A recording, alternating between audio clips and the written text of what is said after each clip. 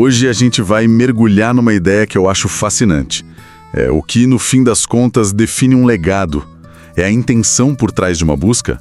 Ou são os resultados que ninguém esperava? E para essa conversa, a gente tem a história perfeita. A saga de Fernão Dias Pais Leme, o bandeirante paulista que ficou conhecido como o Caçador de Esmeraldas. Exato. Então, com base no que os livros e os relatos da época nos mostram, nossa missão aqui é entender quem foi esse homem, sabe?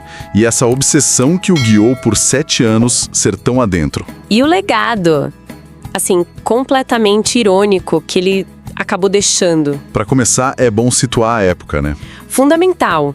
A gente está falando do século XVII. O interior do Brasil era um território gigantesco, desconhecido, muito perigoso. E a coroa portuguesa desesperada por riquezas. As bandeiras eram uma grande aposta para encontrar ouro, pedras preciosas, qualquer coisa de valor. É nesse cenário que surge o Fernão Dias.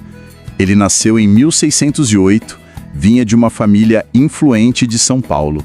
E, assim, ele já era acostumado com o sertão. Mas o que as fontes mostram é que ele tinha uma fixação. Era quase uma febre, né? Encontrar esmeraldas. E não era só uma coisa dele, uma ambição pessoal. Não, e isso é o fascinante. Estava totalmente alinhado com o que Portugal queria.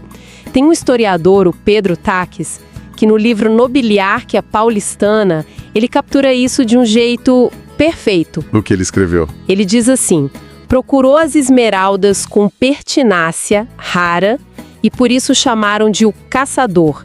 Essa frase praticamente define o cara. Pertinácia rara. Nossa, pertinácia rara. Essa obstinação o levou para uma jornada que parece roteiro de filme.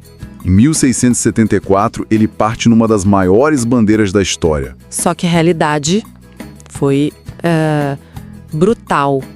Foram 7 anos. 7 anos. De fome, de doença. Ataques de povos indígenas, traições dentro do próprio grupo. E os relatos pintam ele como um líder implacável. Tem outro livro, História da América Portuguesa, do Rocha Pita, que é bem direto. O que ele diz? Diz que foi Fernão Dias homem de grande ânimo e determinação, não havendo sertão que o detivesse. Ou seja, ele não recuada por nada. E essa dureza era para todo mundo. Inclusive para a família, né? Um detalhe que eu acho impressionante nos registros é que ele levou o próprio filho.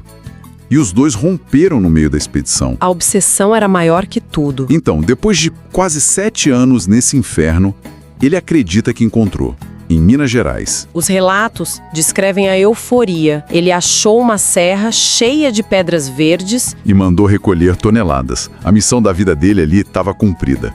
Mas a história não acaba aí, pois é. nem de longe. É aqui que vem a trágica ironia. Não eram esmeraldas. Eram turmalinas, um mineral que na época não tinha valor comercial nenhum para a coroa. E para piorar a situação, Para piorar, as fontes contam que Portugal ainda gastou uma fortuna tentando lapidar as pedras falsas antes de perceberem o erro. Um prejuízo enorme. que revira a volta. E o fim dele é ainda mais dramático.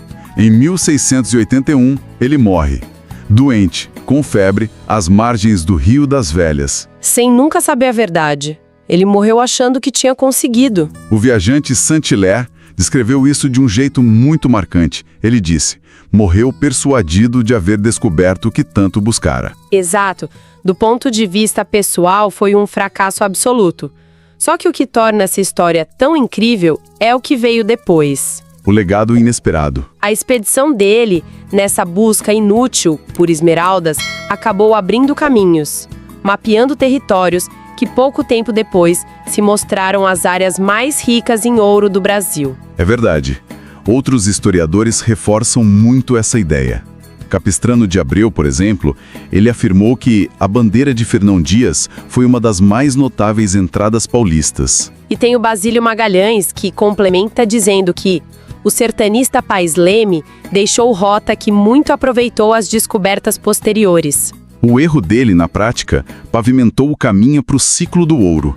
A conexão é tão forte que a principal rodovia que liga São Paulo a Belo Horizonte hoje A BR-381. se chama Rodovia Fernão Dias, segue trechos da rota original dele. E a lenda vive, né? Em Sabará, lá em Minas, tem a história da maldição de Fernão Dias. Dizem que o espírito dele ainda assombra a região, guardando as esmeraldas falsas. No fim, os livros mostram um personagem muito complexo. Um homem que foi movido por uma miragem e que, sem querer, ajudou a desenhar o mapa de Minas Gerais. Uma prova de como o fracasso às vezes constrói a história. O que nos leva de volta àquela pergunta do início e fica aqui para reflexão. Afinal, o que vale mais na balança da história? A intenção de um homem ou as consequências totalmente inesperadas dos seus atos?